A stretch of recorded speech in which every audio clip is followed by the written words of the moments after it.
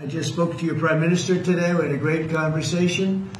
We talk about trade. We talk about a lot of things, but mostly the world of trade. He's very interested in that. Although we did talk a little while ago about let's have no wars with Pakistan. And I think the fact that trade was involved, I was able to talk about that. بھارتی وزیراعظم کو بتا دیا پاکستان سے جنگ نہیں ہونی چاہیے. امریکی صدر ٹرمپ کی وائٹ ہاؤس میں دیوالی تقریب میں میڈیا سے گفتگو. کہا کچھ دیر پہلے بھارتی وزیراعظم سے تفصیلی گفتگو ہوئی. بھارتی وزیراعظم سے تجارت سمیت کئی امور پر بات چیت ہوئی. پاکستان اور بھارت کے درمیان جنگ نہیں ہونی چاہیے. تجارت کے ذریعے معاملات حل کر رہا ہوں. بھارت روس سے مزید تیل نہیں خریدے گا.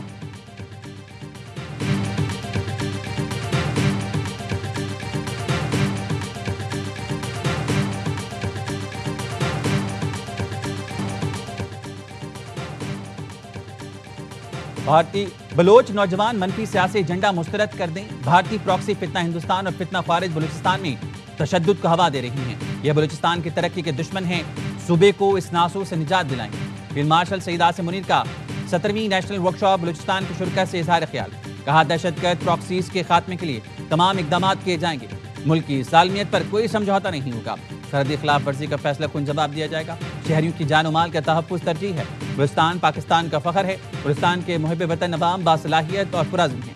نوجوان ترقی اور دیرپا استحکام کے لیے اپنا کردار ادا کریں. ورکشاپ کے اختتام پر سوال جواب بھی ہوئے.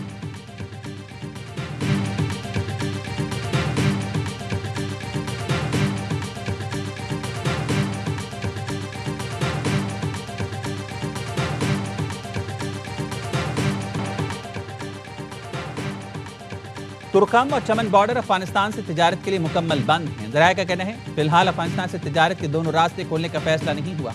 سوشل میڈیا پر افغانستان کے لیے تجارتی راستے کھلنے کی خبریں درست نہیں.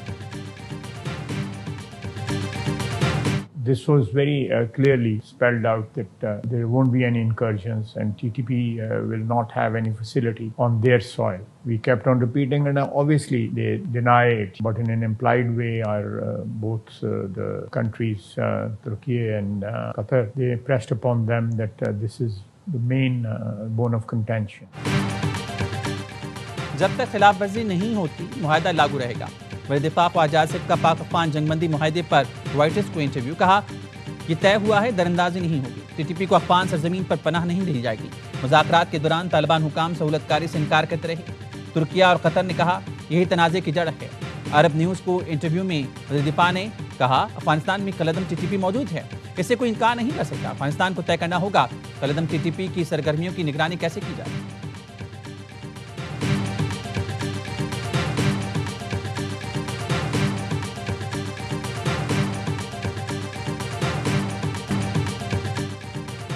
کے پی میں بزدار سوچے سمجھے منصوبے کے تحت لایا گیا. دلال چودھری کا سہیل آفریدی پر وار. کہا انتہا پسند سوچ اور سیاست کی آئین میں کوئی گنجائش نہیں. آپ جنگ نہیں لڑے جھک مار رہی ہیں. آپ کو یہ ماڈل نہیں پسند تھا تو آپ اپنی گاڑی والا ماڈل دے دیتے.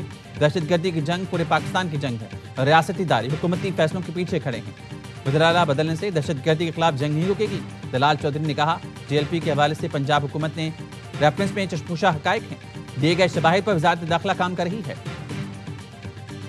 بھی حکومت کی ذمہ داری ہے وفاقی حکومت کی کہ وہ بہترین گاڑیاں ان کو پرووائڈ کرے اور ان کی استعداد بڑھانے میں صوبائی حکومت کا ہیلپ کرے. ان کی جو ریکوائرمنٹ ہے یا پولیس کی جو استعداد بڑھانے کے لیے یہ اس کی کیپیبلٹی وہ نہیں تھی, اس لیے انہوں نے یہ فیصلہ کیا کہ ہم اس کو واپس کریں گے. بیرسٹر گوہر کا بھی وفاق سے ملی گاڑیوں پر تحفظات کا اظہار. کہا وفاق نے کے پی کو موضوع گاڑیاں نہیں دیں. وفاق کی حکومت کی ذمہ داری ہے پختونخوا کو بہترین گاڑیاں فراہم کرے. جو گاڑیاں دی گئی ہیں وہ پولیس کی استعداد بڑھانے کے لیے موضوع نہیں تھی. گورنر کے پی بھی گاڑیوں کے جھگڑے میں کود پڑے. کہا وزیر داخلہ محسن نقوی نے بتایا وفاق نے خیبر پختونخوا کو کچھ گاڑیاں دی. وزراء نے واپس بھیج دی. صوبائی حکومت سے رپورٹ مانگی ہے کہ گاڑیوں میں کیا نقص تھے. وفاق سے کوئی چیز مل رہی ہے تو لینی چاہیے.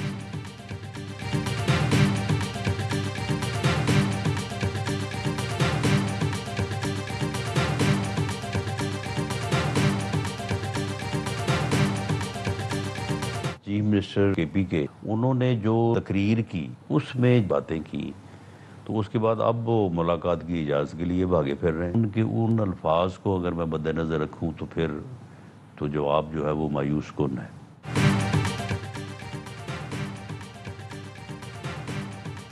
سہیل آفریدی کی پہلی تقریر سنی ہے، ان سے بھلائی کی امید نہیں، اگر وہ پختونخوا میں استحکام لاتے ہیں تو وفاقی حکومت تعاون کرے گی۔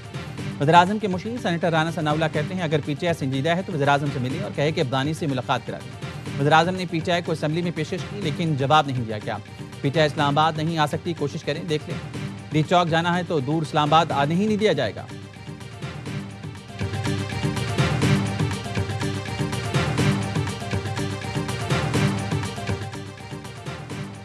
اسلام آباد، بلائی پنجاب، خیبر پختونخوا، گلگت بلتستان اور آزاد کشمیر میں زلزلے کے جھٹکے۔ راولپنڈی، ٹیکسلا، باکینڈ، رسکا، منڈی بہاؤدین، گجرات سمیت پنجاب کے مختلف علاقے لرز اٹھے۔ پشاور، نوشیرہ، مردان، ہنگو، خیبر، سوات، چترال، ہری پور میں جھٹکے۔ جگلوٹ، گلگت بھی لرز اٹھا۔ ریکٹر اسکیل پر زلزلے کی شدت 5.3 ریکارڈ کی گئی۔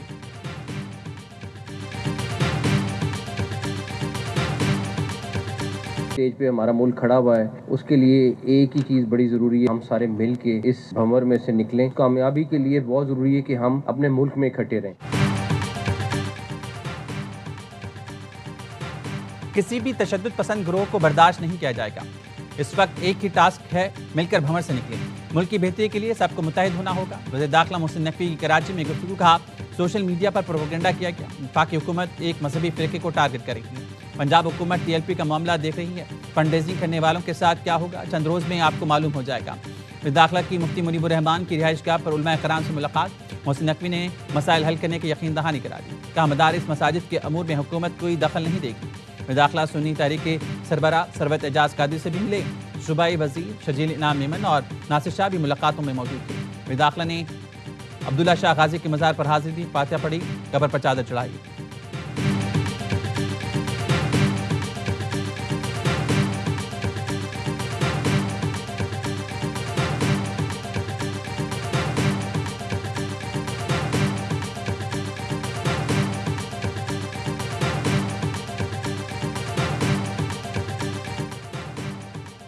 مسلم لیگ نون کا آزاد کشمیر حکومت سے علیحدگی کا اعلان۔ صدر نون لیگ آزاد کشمیر شاہ غلام قادر کہتے ہیں پیپلز پارٹی تحریک جماعت لاتی ہے تو یہ ان کا جمہوری حق ہے۔ مسلم لیگ نون کسی نئی حکومت کا حصہ نہیں بنے گی، آئینی اور سیاسی بحران کے حل میں مثبت کردار ادا کرتے رہیں گے۔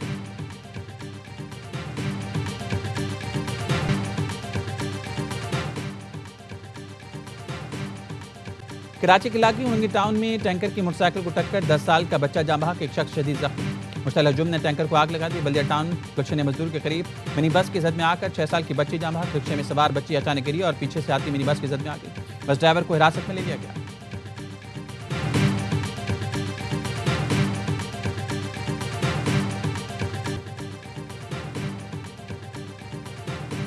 لاہور کے بعد پاکستانی ٹیل پنڈی میں بھی فیل، جنوبی افریقہ کے خلاف آخری 5 وکٹیں سے 17 رنز پر گئی۔ قومی ٹیم 316 پر 5 سے 333 پر آل آؤٹ۔ مہاراج نے 7 شکار کیے، سعود نے 66، آغا نے 45 رنز بنائے۔ جواب میں مہمان ٹیم کے دونوں اوپنرز 54 پر آؤٹ ہوئے۔ کسی وکٹ پر ریزوری اور بریوس نے سینچری شراکت بنائی۔ آخری سیشن میں ڈیبیوٹنٹ آصف آفریدی کا جادو چل گیا، ریزوری کو 55 اور بریوس کو کھاتا کھولے بغیر پیویلین بھیجا۔ دن کے اختتام تک پروٹیاز کے 4 وکٹ پر 185 رنز، 148 رنز باقی۔